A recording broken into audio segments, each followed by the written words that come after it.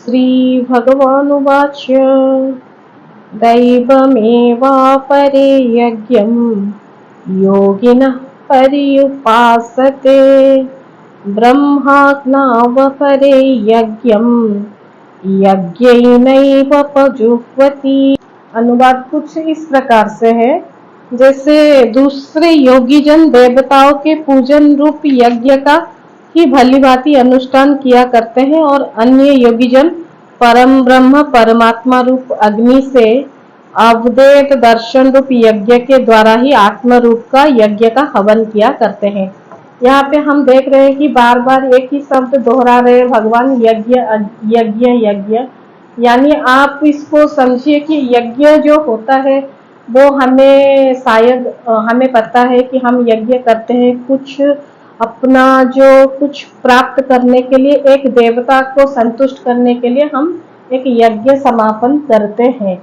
इससे क्या होता है कि हम सोचते हैं कि देवता जो है वो हमसे ज़्यादा पावरफुल है, इसलिए वो हमें सब कुछ दे सकते हैं, इसलिए हम उनको ज्येष्ठ समझकर एक यज्ञ का समापन करते हैं। लेकिन भगवान यहाँ पे आप थोड़ा इसको वेदांतिक दर्शन में सूक्ष्म रूप में अगर आप उसको देखना चाहोगे तो आप समझिए कि यहाँ पे भगवान बोल रहे हैं कि जब मनुष्य यज्ञ करता है उसके मन में दो चीज उसके मन में ग्रह कर जाता है, जैसे आशा बीज और संकल्प बीज।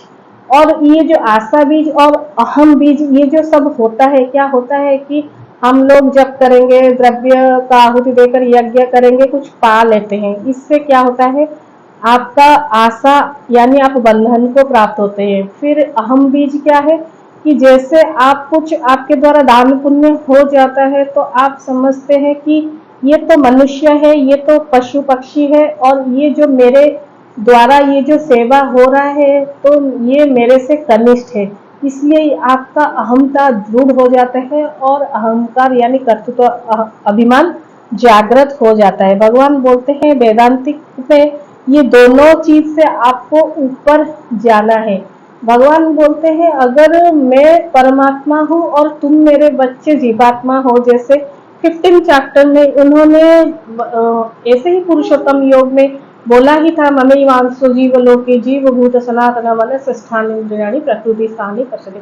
महामहा भगवान ने साफ साफ बोला था ये जो जीव है ये मेरा ही अंश है, ममैवांसो यानी मेरा ही अंश तुम जीवात्मा हो, तुम कैसे पूर्ण नहीं हो सकते।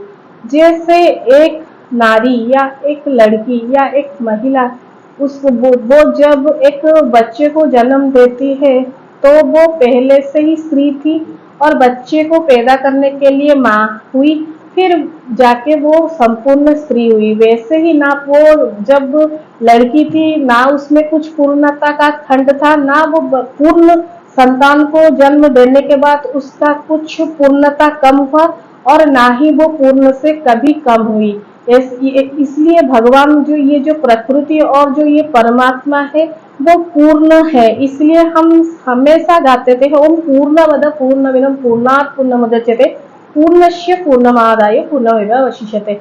जब मैं ही प्रकृति और मैं ही परमात्मा पूर्ण हूँ और तुम जीवात्मा तुम भी पूर्ण हो तो ये चक्कर क्यों, हम सभी पूर्ण है। और ब्रह्म का अगर आप ज्ञान लेना चाहोगे तो ये जो श्लोक है थोड़ा लंबा हो जाएगा, इसलिए मैं इसको यहीं पे ब्रह्म का ज्ञान भगवान देना चाहते हैं। और ये मैं अगले जो मेरा रहेगा श्लोका में आपको पहले से ही ब्रह्म का इंट्रोडक्शन दूंगी, क्योंकि नहीं तो ज्यादा लंबा हो जाता है एक वीडियो। अब दूसरे वीडियो में हम करेंगे सिर्फ ब्रह्म का क्या डेफिनेशन है, जिसको नेति नेति बोल के सबने हाथ बेड जैसे छोड़ दिया था, तो उस ब्रह्म के बारे में हम थोड़ा इसको रखेंगे, आगे रखेंगे। क्या मुंडक उपनिषद में बोला गया है, क्या सब उपनिषद में क्या क्या महावाक्य है ब्रह्म को लेकर, उस पे हम एक छोटा वीडियो बनाएंगे जो अगले आपको प्राप्त होगा। धन्यवाद, स्टे ट्यून्ड।